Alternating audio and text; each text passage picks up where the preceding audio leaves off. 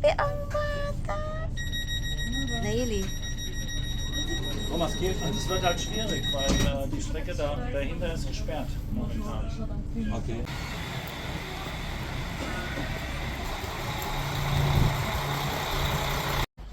Hello people.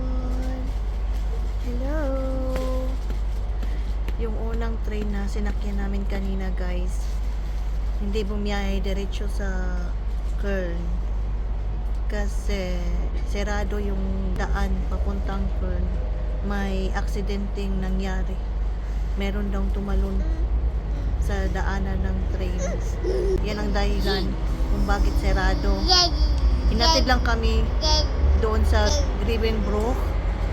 And then sa Grevenbroich sumakay na naman kami ng ibang train papunta dito sa Neuss Hauptbahnhof na. So nandito kami sa Neuss Hauptbahnhof, naghihintay ng train papuntang Köln. Mag-day trip kami papuntang Bonn. Bonn yung ano namin pupuntahan. Nakain kami ng Filipino food. Yay! Happy ang bata.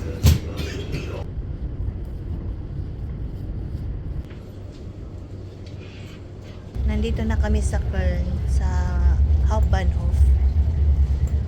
Hinihintay ko pa si Michael, nasa toilet pa. Na palitan ko na si Naili ng bagong diaper. Saglit lang kami dito sa Köln. Lalabas siguro kami dito. Diyan lang sa tapat ng Hauptbahnhof. May malaking cathedral. Tapos, after dito, babiyahe kami papuntang Bonn.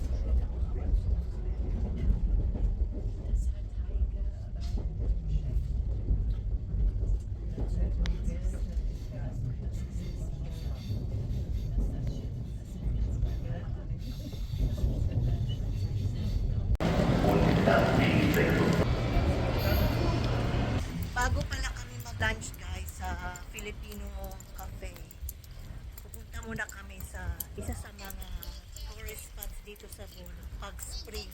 Maraming mga tao na dumadayo dito sa street dito sa Bonn.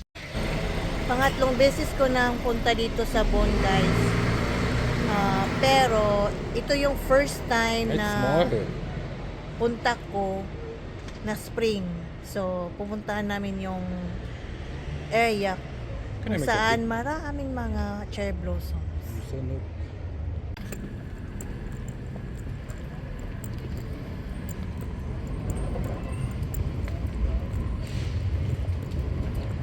Dito na tayo guys. Ay.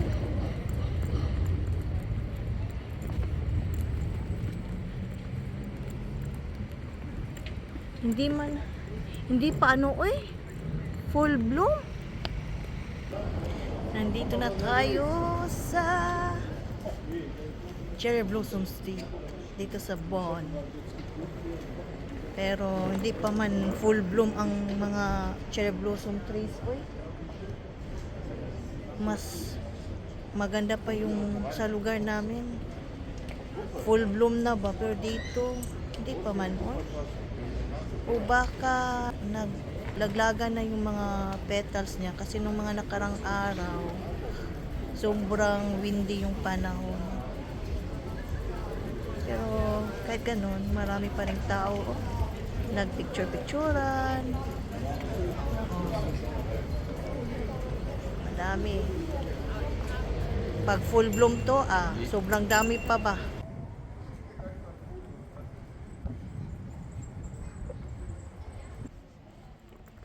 Dito pa kami sa labas. Puno. Marami pang kumakain sa loob. So, hintay-hintay muna tayo.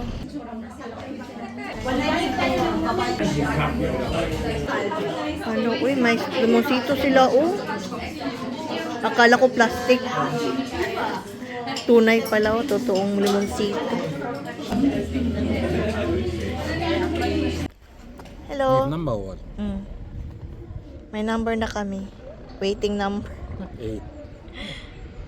You like the ano, nak? Na noodles? Guten Appetit! Ito. This one is ano? Bierne. But I cook it. Yummy, nak. Yeah? That's good. The noodle. How about the Bierne? I don't know. She ate one. Yeah? But at least... There's no taste anymore. Tastes like Yeah, I think I overcook it. Oh. Hindi sa city located itong Ube de Oro Cafe. Sasakay ka pa ng bus papunta dito from the city. Mga 1:30 PM kami dumating doon at puno talaga yung cafe. Kaya naghintay kami ng 1 oras bago kami nakapag-order sa mga gusto naming kainin sa aming lunch.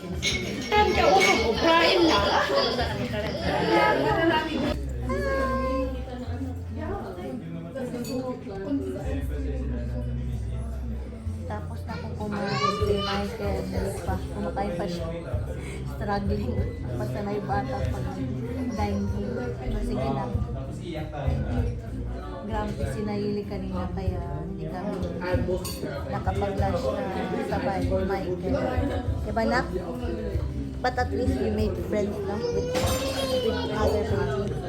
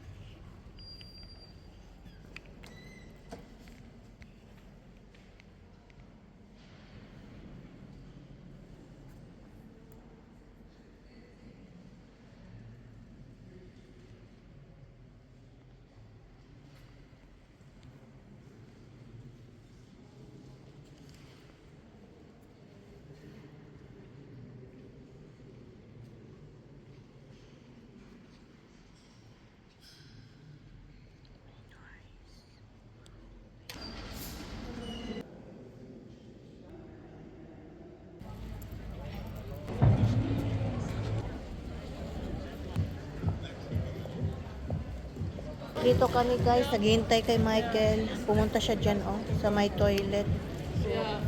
First time kong naglibot-libot dito sa Bonba. Maganda, uy. Yung unang punta ko dito, sa Rathaus naman sa Rathaus naman kami dumaan, uy. Saglit kasi lang yun eh. Kasi yung punta talaga namin that time is Drakensborg. Dumaan lang kami dito nung time na yun.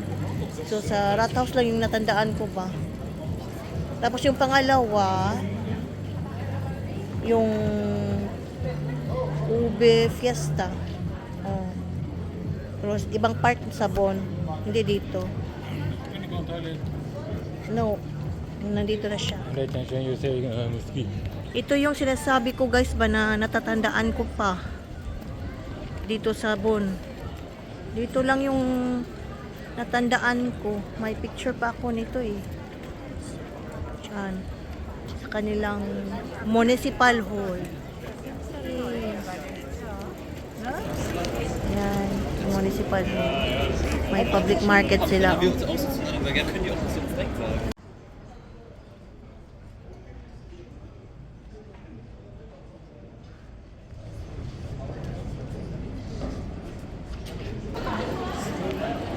nandito na kami sa main train station sa Bonn. Pauwi na kami.